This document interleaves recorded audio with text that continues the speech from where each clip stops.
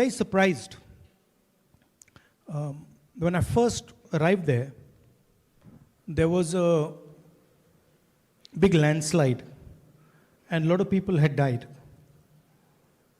And I was very surprised at the reaction of the people to that landslide. In fact, I was very impressed by it. Because even people who had lost everything, they were more interested in helping other people. So it was quite amazing to see that somebody who's lost his family, lost his house, he's interested in helping somebody else. And it didn't matter what community that person was from, whether they were rich or poor, what religion, none of that mattered. It was that there's a problem and all of us have to get together to solve the problem. I found that to be a very powerful thing. I think you have a very old tradition here. Before coming here, I went to a function commemorating Narayana Guruji. And you have a very deep tradition here, your own history, your own traditions, that are very valuable to the rest of the country. And you should always operate within that framework, within your tradition, your culture, your language. There's a lot to learn from the outside world, but you must always be rooted to your own way of life, your own tradition. And then you can learn things from others. Of course, you people have made us very proud. Wherever you go, I've traveled a lot in the Middle East, and the only thing one hears about the people of Kerala is praise. You never hear anything negative. You're always hearing praise about the work you do in hospitals, how you look after people, the respect. So that's very nice. That's very nice to hear. I've also dealt with, sometimes my mother falls sick. We take her to hospital and then there's the Kerala nurses there. So I've dealt with them directly also and I know their magic. So those are the type of things that Kerala brings to the country. I'm quite impressed by your auditorium. When we were in college, when we were in school and college, we didn't have these chairs, these comfortable chairs. Huh? Very, very nice facilities here. Thank you, sir. It's a great happiness to hear so. So, can we go with the next? Yeah, you don't have to ask me, just yes. go. Okay. So, yeah, he spoke about Kerala and we are more energetic now. So, next we'll go with Angela. She's here. Yeah, come on. It's your turn. What's her name? Angela. Angela. Angela. So, good afternoon, Rahulji. Good afternoon. Myself, I am Angela. I am a first year student at the Bachelor of Business Administration department here. So, you have spoke about Kerala and thank you for speaking about us. So, my question is that you have been here, you have been in Kerala for 5 years, right? So, I think you will be familiar with Malayalam. Can you speak some Malayalam? I mean, I'm not familiar with Malayalam at all. I can say Nandri. But I'm not particularly good at picking up languages. My sister is the expert in picking up languages. Yeah. Okay. Thank you, sir.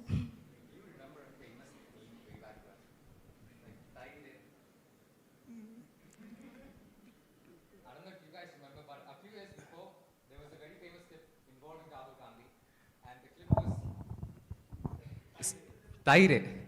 So in summation, he was in a village. That's crazy, he doesn't remember this because I remember this so vividly. In fact, we were talking about it in the mess hall yesterday. So, can you say that again? Can we recreate that moment? I don't remember it properly, so you tell me. Well, I have a lot of memes done about me, so I don't remember them all. I got some good ones and some bad ones. Well, what's your favorite one then? I don't get into really. I'm not a big person who gets into looking at memes and what sort of. I don't like looking at myself on camera. It's not. That's a fair point. Yeah. But I guess by the end of the session, we will definitely recreate Yeah. a meme, to make our college more famous, make this event more memorable. I should have blurted that out. Anyways, moving on to the next question. What is like a sentence which you often hear in Kerala? Any Malayalam sentence which you often hear from anybody? Any word? Generally I will speak in English, and most of the time I'll have somebody translating. So mostly it's much more emotional contact than what people are saying, right? So it's physical contact, emotional contact, more direct love and affection than what is being transmitted by words. Yeah. Great insight. It means that language is never a barrier. Well, Yes. if you know where to look, it's not a barrier. Great. Yeah. That's a great answer. So, In fact, you see, I used to be told this, and I never quite understood it. But actual communication between human beings happens outside language. It happens in how you meet each other, look at each other, how you connect with each other. That's much more powerful than the language that you're using. I wouldn't have believed that. I wouldn't have believed that 10 years ago, but I've come to realize that that is true. because why that question states to be important is from students from a remote location, they're always frightened to go study in a better institution, thinking language is a great barrier. Because how we'll communicate, how we'll go ahead without knowing proper language, how can we go communicate, how we'll get better education. So somewhere in the category of barriers from people from remote location, language is one among that. Yeah. That is why. But society likes to do that, right? So society likes to say that, oh, if you speak this language, you're better. Or if you do this activity, you're better. Or if you're an engineer, you're better. But really, everybody is unique. Everybody does their own thing. So there are many brilliant institutions that might not be known as brilliant. And there might be some brilliant students sitting in institutions that are not that brilliant, but they're doing just fine. They're doing very well. And then there might be some not so brilliant students sitting in a brilliant institution and going nowhere. So I think it's much more important than where you're sitting is how you're responding and how you're thinking about what you're doing,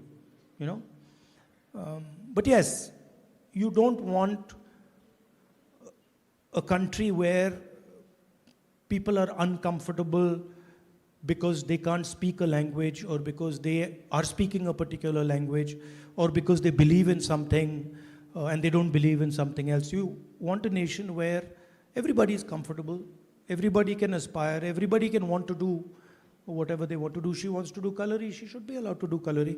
Tomorrow if she says, I don't want to do cutlery, and she wants to do something else, should be allowed. But in our country, there's quite a lot of rigidities. So society will say being an engineer is good. Nobody's actually experienced what being an engineer is like, but they've already decided that that's good. Being a doctor is excellent. Being a cook is not so good, according to our society. But if you're passionate about it, that's the best thing for you, right? So I'm a person who believes that all our students are unique. None of you in this room are the same, which means that you should have a unique path. You should be allowed to choose whatever you want to do. I'm not saying that, don't listen to anybody. You listen to everybody, and then in the end, you have to decide for yourself. If you like being a cook, You like being a runner, you like being a musician, you like dancing, you like doing coloring. You should do it. Great insight. It will motivate a lot of students. No, because society is always telling you, there's a competition, you all have to compete, you all have to become engineers, you all have to become doctors, and then afterwards you're miserable. Because maybe you didn't want to become a doctor. Maybe you wanted to play football, or maybe you wanted to do something else. So that pressure, you should resist that pressure. You should say, I'm an individual person. I'm going to make my decision what I want to do with respect to everybody. But if I'm passionate about that, then I want to do that. Great, thank you. Yeah, give a big hands because that will motivate a lot of us, obviously. But you agree with what I'm saying? Yes. You agree with it, right? How many of you feel that you're forced to do things from a job perspective that you may not want to do? Right? You don't have to be shy. Lift it properly. Yeah. So there are people. There you are. Yeah. Yeah, so that's a great insight. See, they are picking from that. It will be a big motivation actually. So coming Because eventually you'll only be good at something that you like doing. If you don't like doing it, you will not be good at it. So it's much better to choose what you like doing and then do it. exactly, Yeah. that is But, so much true. I have a question there, because even then, pursuing what you like, it's a privilege. In our country, let's say you're the only son, or let's say you're one of two children in your household. Maybe you're not so financially privileged. What if they need this child to do this job to live a dignified life? What if they don't have the freedom to go somewhere else, discover themselves? Have that freedom, have that safety net. Yeah, so even if, regardless of what you're doing, you still have the ability to engage in it in whichever way you want. You will decide that, right? So that freedom you will always have. And human beings, especially young human beings, are very, very imaginative and very powerful, right? So obviously everybody operates in constraints. Person who maybe doesn't have electricity in house, you might say, well, he doesn't have electricity in his house, so he can't possibly study. How's he going to compete with somebody who has electricity in his house? But no, there are millions of people who are like, no, actually, I don't have electricity in my house. I'll still study. I'll use a candle to study. So I don't undermine human capability, right? Of course, there are constraints, and you work with constraints, and some people work with a lot more constraints than other people, right? I was half joking when I said, this is a wonderful auditorium. In my mind, I was also thinking, wow, there are many, many kids in this country who would never be able to sit on a seat like this, right? Wouldn't have the institution to give them this auditorium. So it's our duty as people who work to build the country to make sure that those people have this type of an opportunity. So moving to the next question, it's Jacqueline. Yep.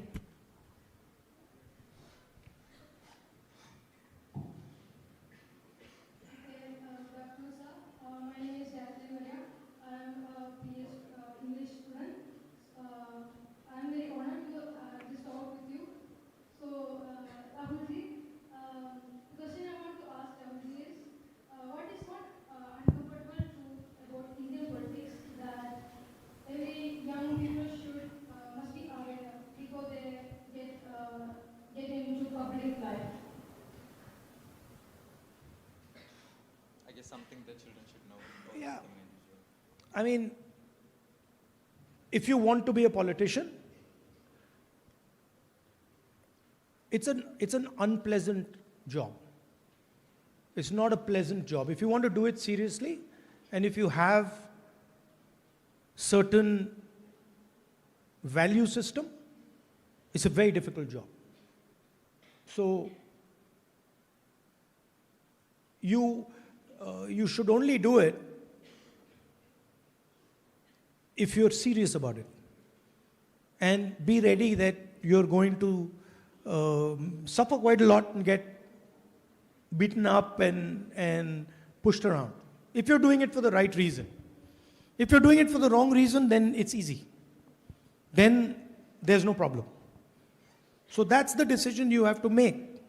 Am I doing it for myself? Am I doing it for benefiting myself? Then you have one other path. And then you say, am I doing it to benefit or defend certain ideas or certain values? Then the path is completely different. One is unpleasant, difficult path, but you learn a lot and you're actually quite useful. The other one, easy path. You might not learn that much.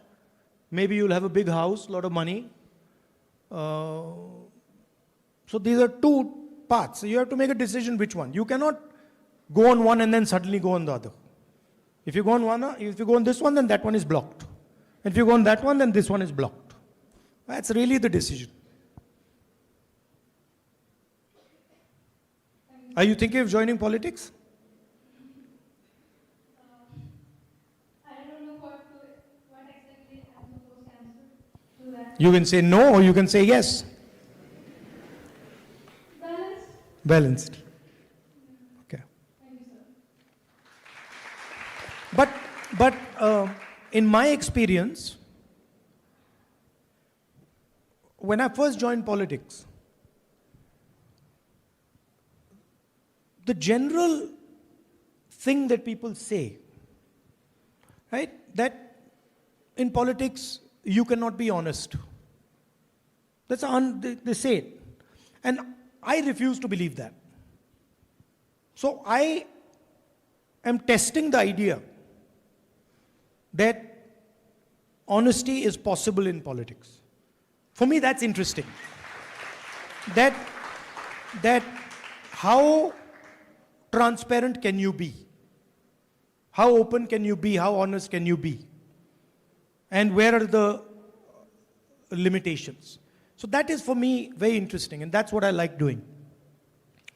Yeah.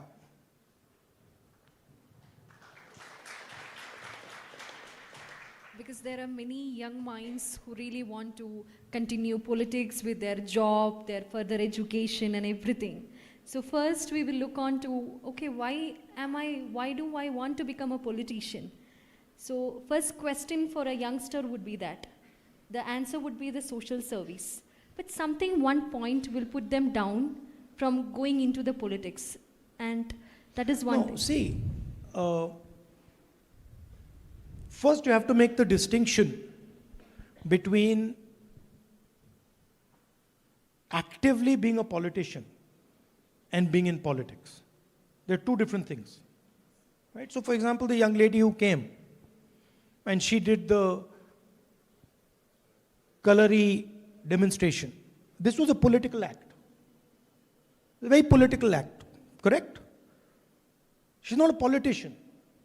But she made a particular statement here and she said, listen, our tradition and our culture is the most important thing to us. That's what you said. Otherwise she would have, I don't know, sold lemonade or something.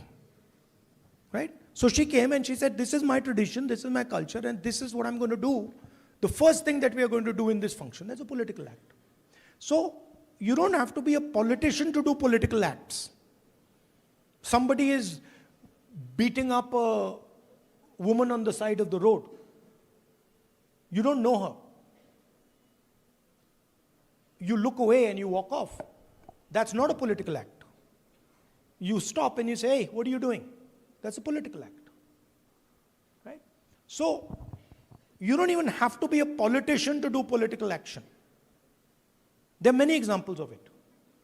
There's a young fellow who came and met me recently who saved an older Muslim gentleman. Right? These people were attacking the Muslim gentleman in Uttarakhand and he saved them. He's not a politician. But that's a fantastic political act. That I will not allow you to do this in my country. Right? So you have to start thinking not just that I'm a politician. You have to start thinking, okay, am I acting politically? This is a completely different thing. And everybody can act politically. In fact, you act politically all the time in your life. You see somebody getting bullied for no reason, or you see a poor person being treated badly, you can just look the other way and walk off and say, not my business, not a political act. Or you can say, wait a minute, why did you do that? That's a political act.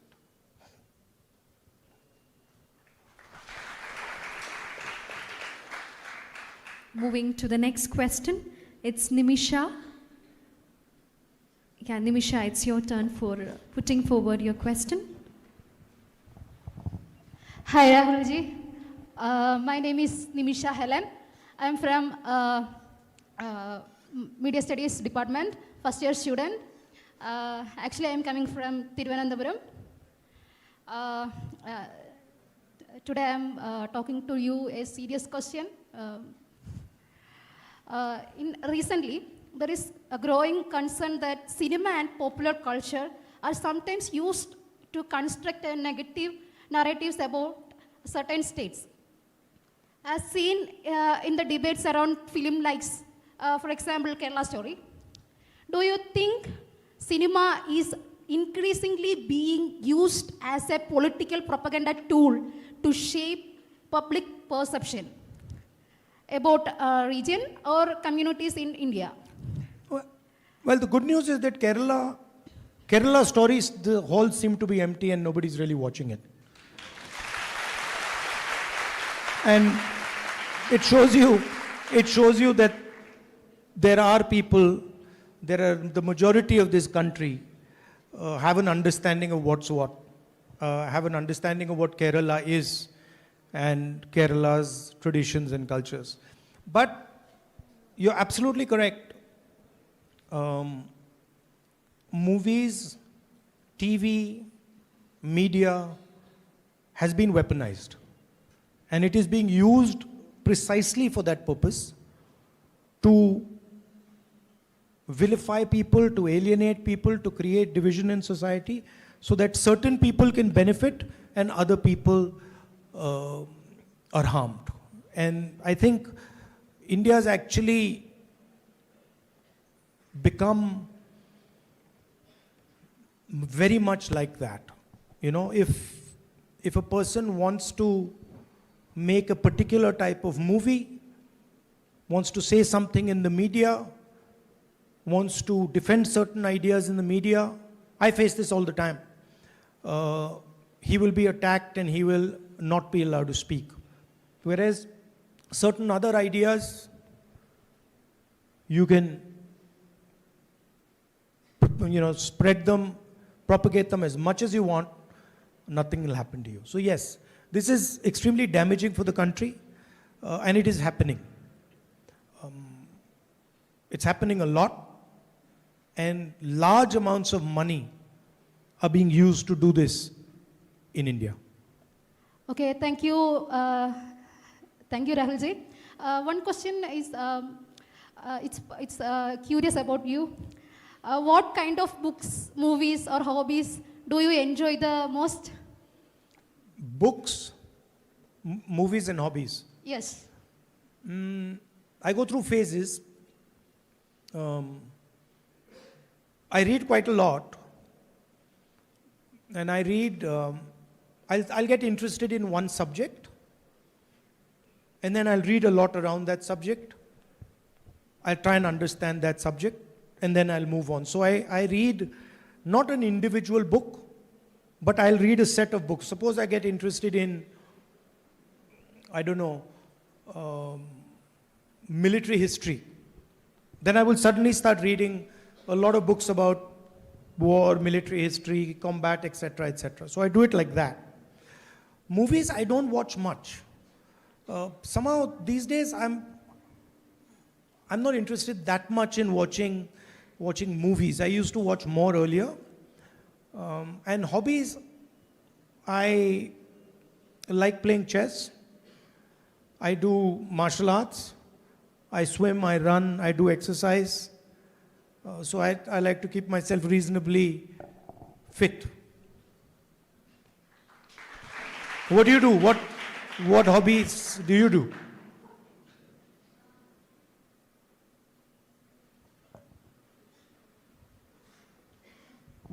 I like crafting, photography, reading. Okay. I do a little bit of photography.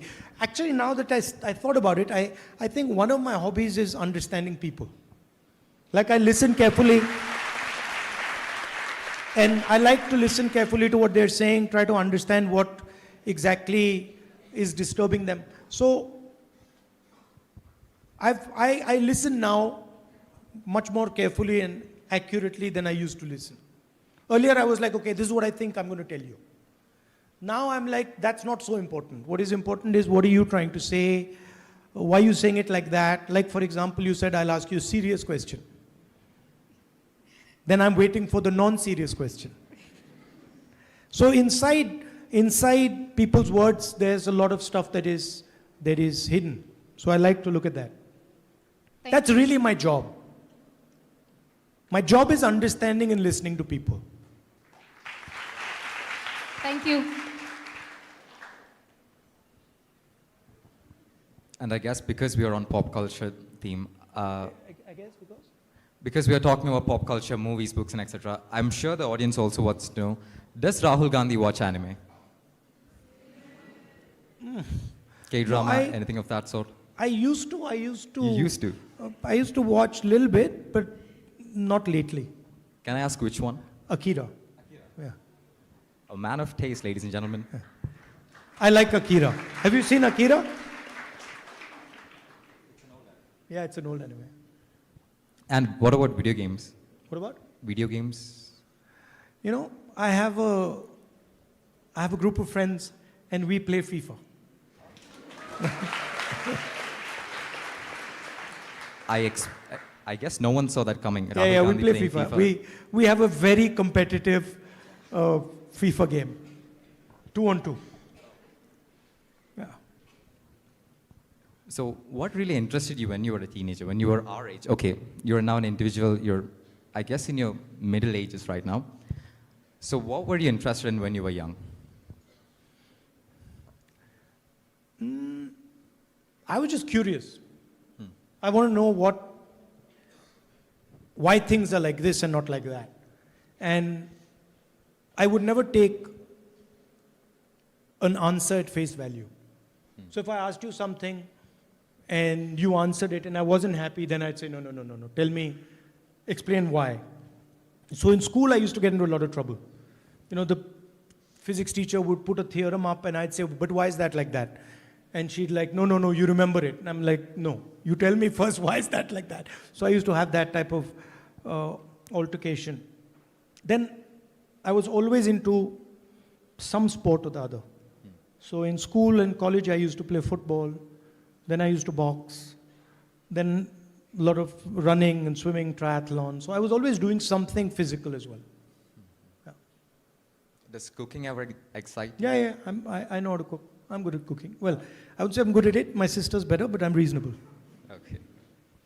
Would you say you cook to live, or are you like exceptionally good, like high level? Could you be biryani, butter chicken, things of that nature? Or like, okay, I won't starve to death. No, I don't. Look, when I was working in London, I was cooking for myself, right? So that's where I learned.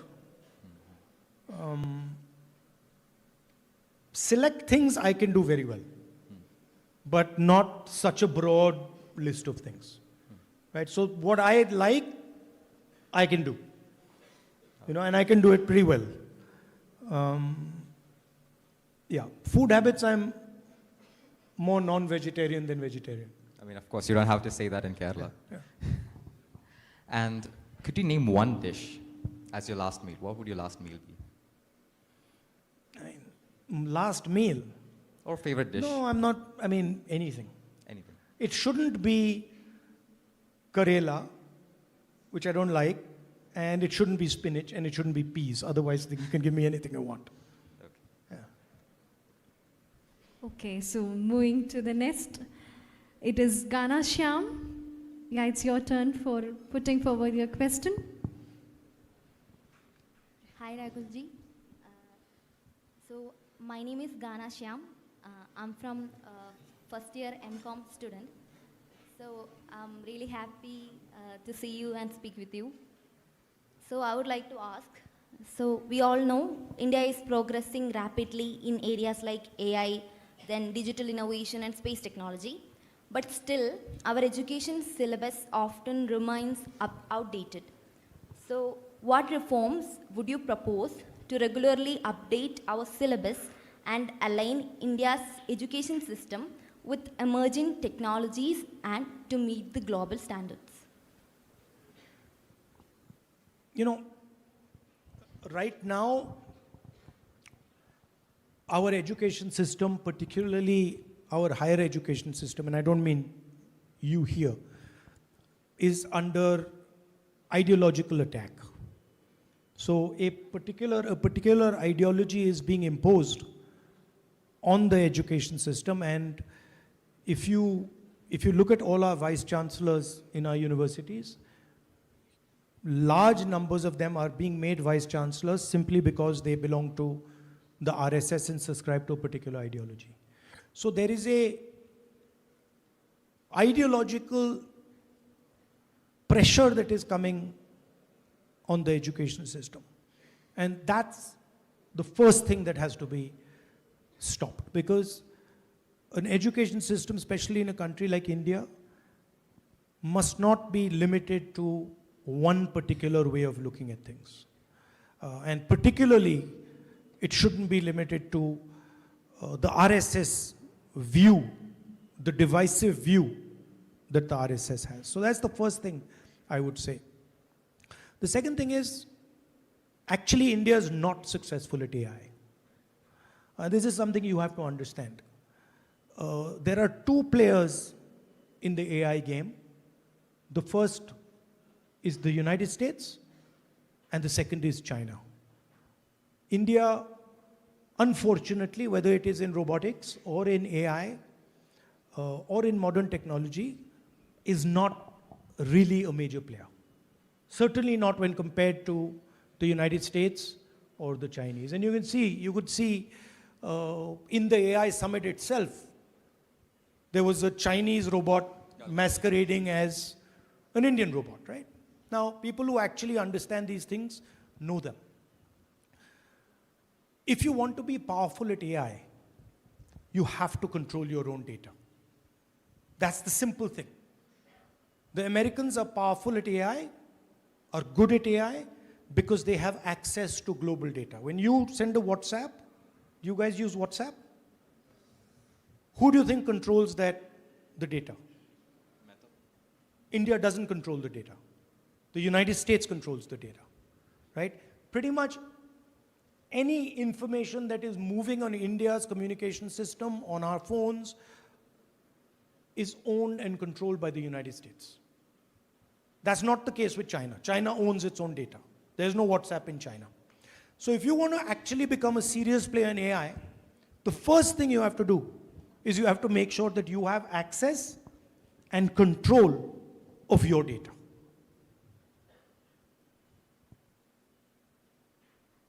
This US deal that has just been done by the Prime Minister has handed over our entire data to the United States. The United States can now keep Indian data wherever they like. American companies will not be taxed on the data front, right? So we have actually damaged our potential for AI tremendously in the last couple of weeks. If you're talking about modern technology, what we are seeing right now is a complete transformation of the way we move. Are there engineers in the room here? Okay. So what is happening is we are moving from the petrol engine and petrol to the electric motor and the battery. And whoever controls the electric motor and the battery is going to basically control technology in the future. And once again, we're not a serious player in that game, right? And the reason is that our big businesses, the Ambanis and the Adanis of this world, actually do not produce anything. They are in the business of selling Chinese product in India. They're in the business of selling Chinese phones, Chinese microphones, Chinese computers in India. And if we are serious about technology and we are serious about AI, then the first thing we have to do is control our data. And the second thing we have to do is start making things. Making computers, making electronic items, making televisions, making fridges, making these things. Because technological advancement is going to come either from data or from manufacturing. And you will see, you won't like what I'm going to say, but you're going to see that jobs in the services industry, jobs in the software industry, which were the mainstay of our country, which served us really well, are going to be wiped out by AI. Right? So, what I'm worried about is that there is a transition taking place. There is a transition taking place on the data front, and there is a transition taking place on the manufacturing front, on the mobility front, and we are just looking. America is dominating one side of it, the data in the West. China is dominating the other side of it, and China is the only one who's making anything in the world today. This microphone probably made in China, your shoes probably made in China, your watch probably made in China. So your responsibility, we talked about politics versus politicians. Your responsibility is to ask a couple of simple questions.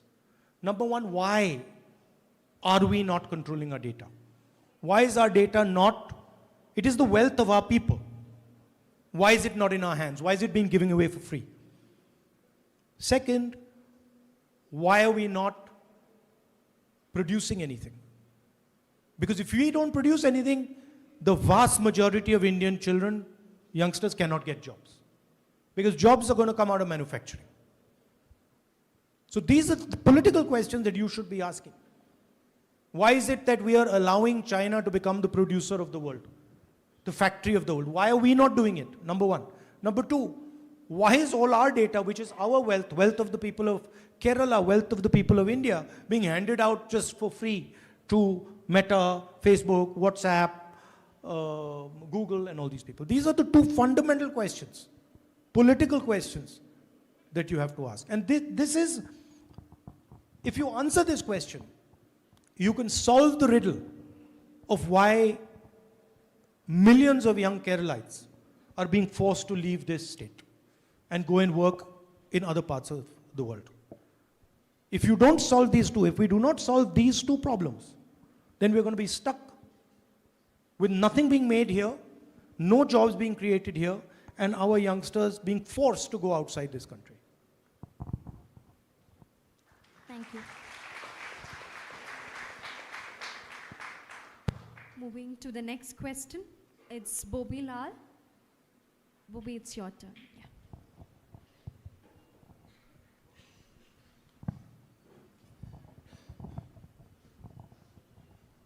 So before I begin, may I call you Cheta? Yeah. Well, first tell me what it means. Bhaiya, okay. Yeah. You can call me anything you want. Yes, we call Cheta to someone who is elder than us. Okay. And, my name Cheta. is, yes, Cheta. And what do you say to somebody who's younger? Anya. Anya. Yes. Okay. Anya. And good afternoon, Cheta. My name is Bobilal. I am a first year BCom student. And it's one of my greatest privileges to ask you a question. And thank you for spending your most of the time with us. And moving towards the question, we are all aware of the war going on between Israel and Iran. Do you think this war could affect India adversely? Yeah. Hugely. How do you think it will? First of all, on the surface, it looks like a war between America, Israel, and Iran. It's actually a conflict between America, China and Russia. That's the real players are America, China, and Russia. And the conflict is taking place in Iran, in Ukraine, and in other places. But the real conflict, the big conflict, is that we have a superpower called the United States, and we have a challenger called China. And the United States is trying to make sure it remains the superpower, and China is slowly advancing closer and closer to the United States. So that's the broader picture. The Middle East is the center of energy production in the world. So pretty much all energy that is being utilized, or a huge chunk of it, is coming from the Middle East. Right? The cars that you're driving, the buses, the cars, most of it is coming from there. And that is now being constricted. The Strait of Hormuz is blocked. The Americans are attacking Iran. Iranians are attacking the American assets. But the story for the rest of the world is, you guys are fighting, but we are also going to pay the price. And how is India going to pay the price? Directly, because of our energy reliance on the Middle East. Huge part of our oil comes from the Middle East. That is going to get very expensive. That is going to get disrupted. Prices in India are going to rise. Fuel in India is going to become more expensive. Economic growth in India is going to slow down. And so we have to be very careful about what we do. And by the way, this is not only about the Iran-Israel-America conflict. This is the world we are now moving into. You will see that more and more conflicts of this nature are going to come. There is already one in Ukraine. Millions of people have been killed. Now there's one in Iran. But these conflicts, at least for this period, for this transition period, they're going to increase. And you're going to see more and more of them. So India has to understand that we are now entering a violent time, dangerous time. So we have to be very clear on what our policy positions are, on why we do what we are doing, and how we are maneuvering through this dangerous period. Because if we don't, and we get caught in the fight, then we are in serious trouble. China's on our border, and America's our ally. And they're getting ready to fight. So we have to be very careful where we are standing, and that we don't suddenly get sucked into their fight. If you were the one making decisions, what would be the changes that you will make to safeguard us Indians?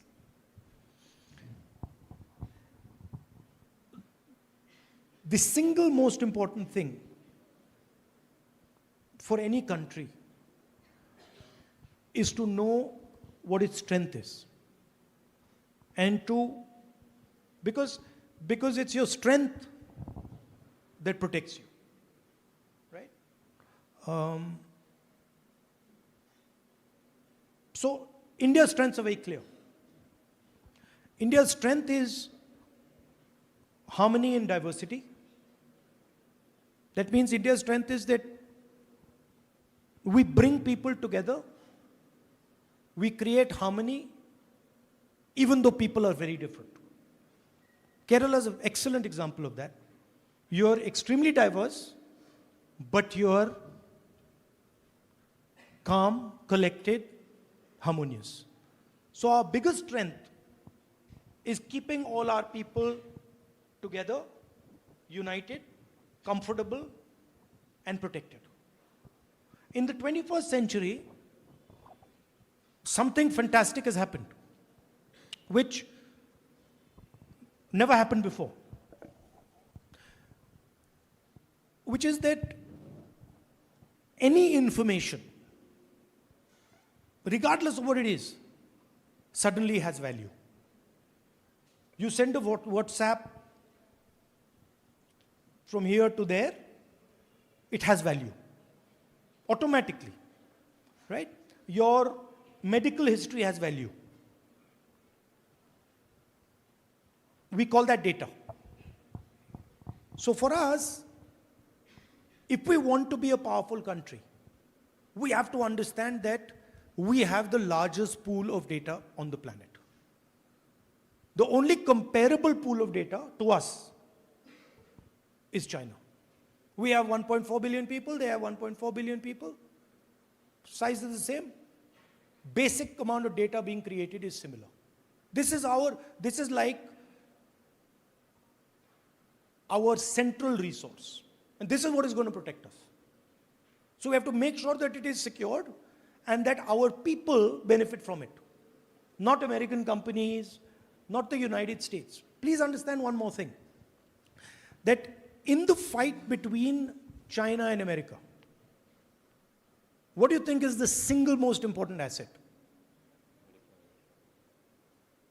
If you're American and you're competing with China, what do you think is the single most important asset? Try. Huh? Indian data. Because the United States understands very clearly that without Indian data, the United States cannot remain a superpower.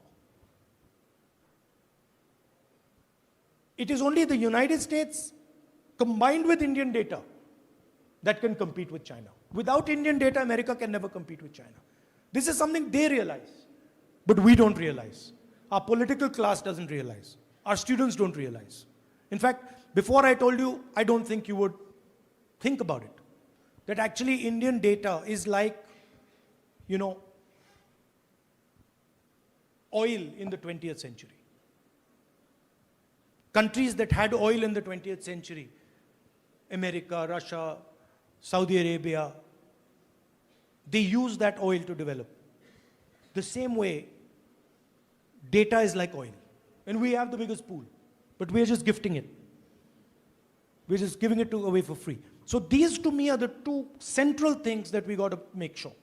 That we have data, that our people are harmonious, protected, comfortable, not fighting among each other.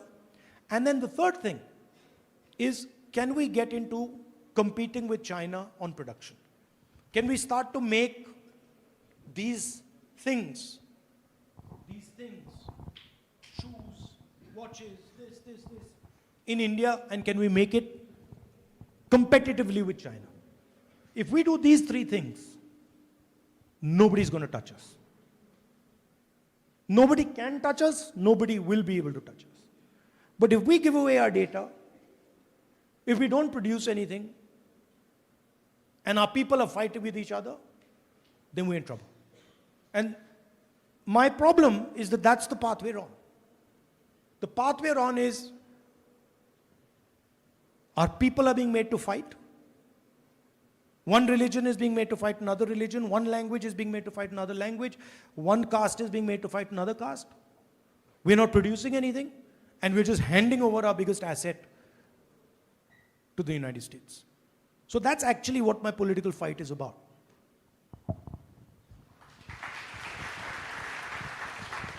So that about rounds up our Q&A session. And thank you, sir. Thank you for sharing your time with us. And hopefully, when you move on to our main auditorium, hopefully we'll be able to recreate that meme, Okay. if we can. Okay. So are we done? We have a vote of thanks and, of course, national anthem. So can I just say 2 words? Yes, please. Well, look, thank you. Thank you very much for inviting me here. It's an honor for me to come here. I really like chatting to you, talking to you. You're the future of this country.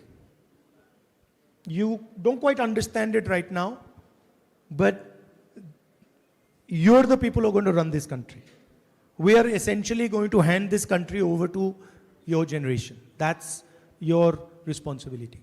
So of course you must do what is good for yourselves. personally. But you also must keep in mind that there's something beyond me also. There's other people who live in this country.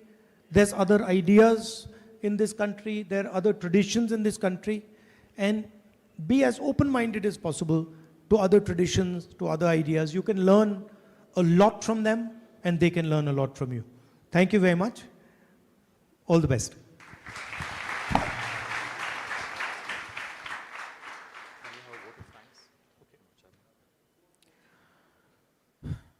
To formally conclude today's event, may I invite Ms. Ashita Chako, Chairperson MCSE, to deliver the vote of thanks.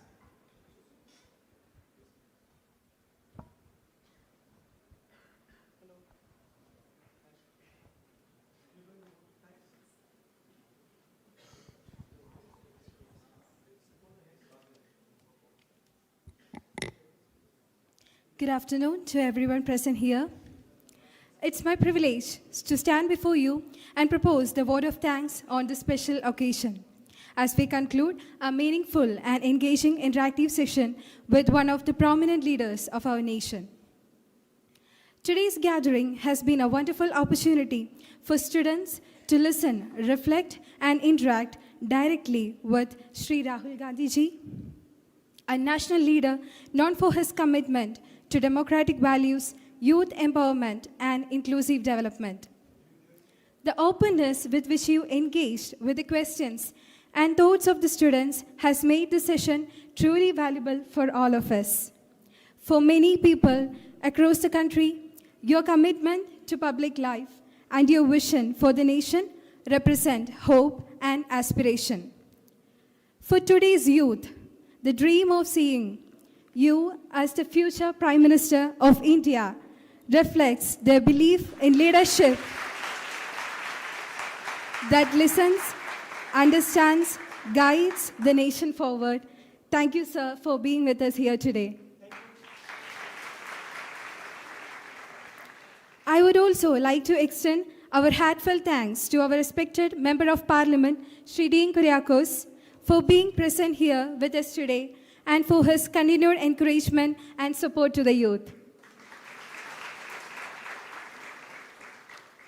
My heartfelt appreciation also goes to Sri K.C. Venugopal, Honorable Member of Parliament and AICC General Secretary, whose gracious presence has further honored this gathering.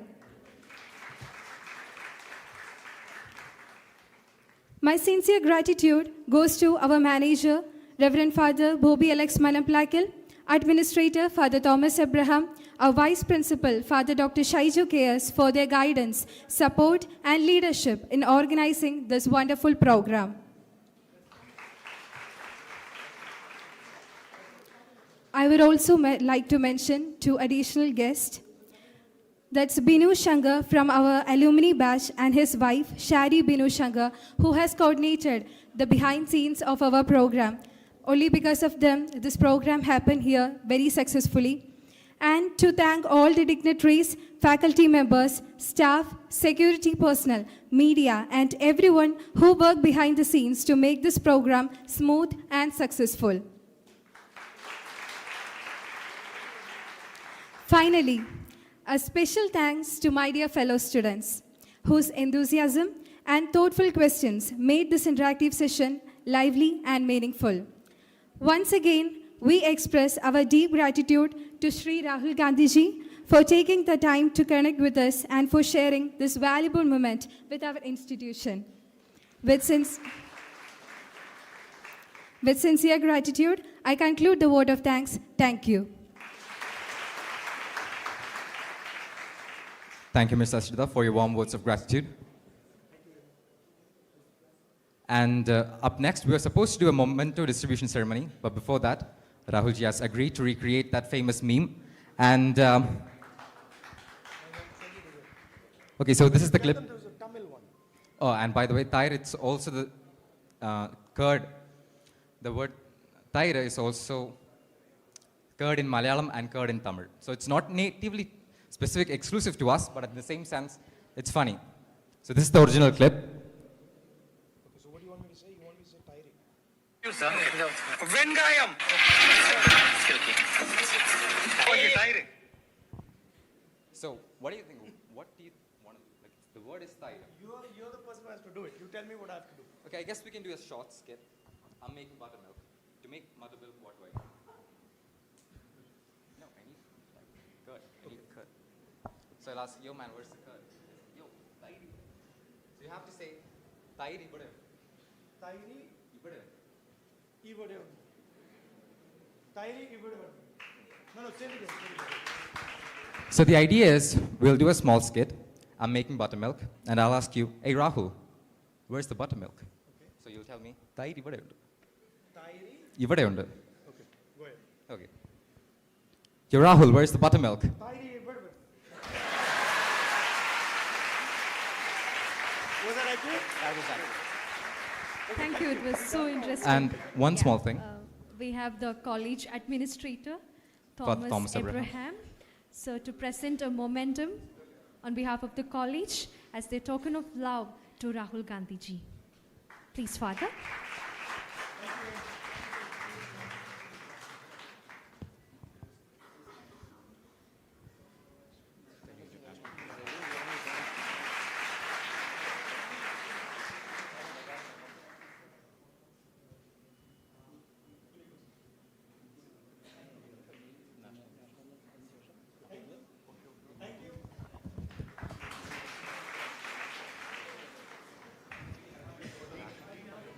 Yeah, we can take a photo.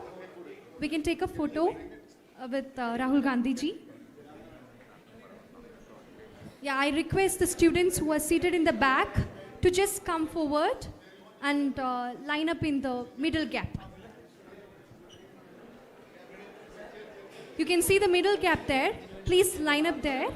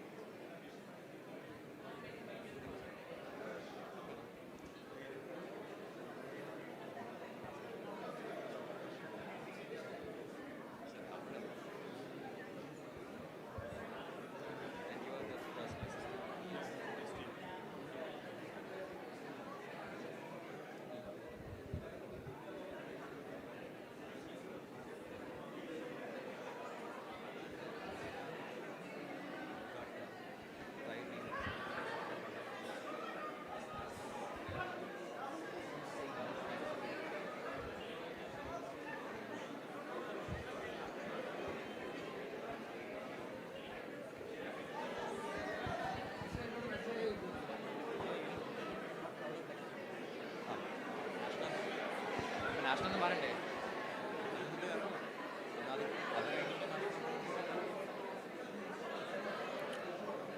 National announce